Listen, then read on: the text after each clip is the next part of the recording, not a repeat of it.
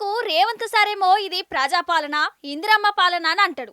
కానీ ప్రజాపాలన ఎట్లుంటుందో రెండేళ్ల సంధి కండ్లారా చూస్తూనే ఉన్నాం. సర్కారును గట్లెట్లా అని నిలదీస్తే చాలు ఇక డైరెక్ట్ అరెస్టులే ఎత్తాన్లు, జైళ్ళకే పంపుతారు. రైతులను గట్లనే వేసిర్రు, యూనివర్సిటీ విద్యార్థులను జైల్లేసిర్రు, నిలదీసిన నిరుద్యోగులను గోసవుచ్చుకున్నారు.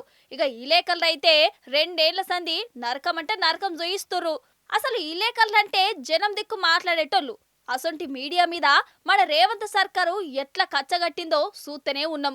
మొన్నటికి మొన్న ఏదో వార్త వేసిర్రని ఎన్టీవీ విలేకరులను రాత్రిపూట దొరకబట్టి బొండికే పట్టుకొని మరి పోలీస్ టౌన్ కు పట్టుకుపోయారు. కేసీఆర్ సార్ పాలనలా అసలు ఈ లేఖలు గిట్ల గోసపడ్డరా, గిట్ల బయట పడ్డరా, గిట్ల బెదిరింపులైన వాళ్ళకు బీఆర్ఎస్ ప్రభుత్వము మీడియాకు ఇజ్జత్ ఇచ్చేది. వాళ్ళు ప్రభుత్వానికి ఎంత వ్యతిరేకంగా వార్తలు రాసినా గట్ల కాదు గిట్లా అని ఖండించేది.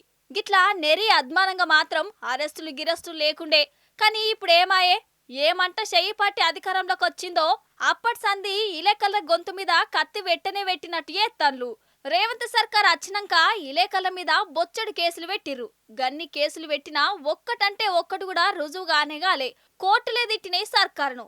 ఇక సజ్జనార్ సారైతే గట్లనే ఉంటది, గట్లనే గుంజుకోబోతాం, గట్లనే అరెస్టులు చేస్తామని ఎంత ఘోరంగా మాట్లాడిండోల్లా. అయితే వాళ్ళ ఇళ్ల పైన దాడి చేయొచ్చు. కావాల్సింటే తీసుకొస్తానండి, చట్టంలో ఉంది, తీసుకొస్తాను. ఏముంది చట్టం అయితే ఇళ్ల పైన దాడి చేయడానికి చేస్తానండి. ఎక్కడైనా పోతే ఎక్కడున్నా పట్టుకొని వస్తాను, ఎక్కడుంటే పట్టుకొని వస్తాను నేను. ఈ సార్తోని ఇట్లా మాట్లాడిచ్చింది ఎవలో లోకమంతెరికే. చిన్న పోరన్కి కూడా సమజైతది. మరి గింత తెగబడుడు చూసి జనాలే నోరొల్లే పెడుతురు కాదు.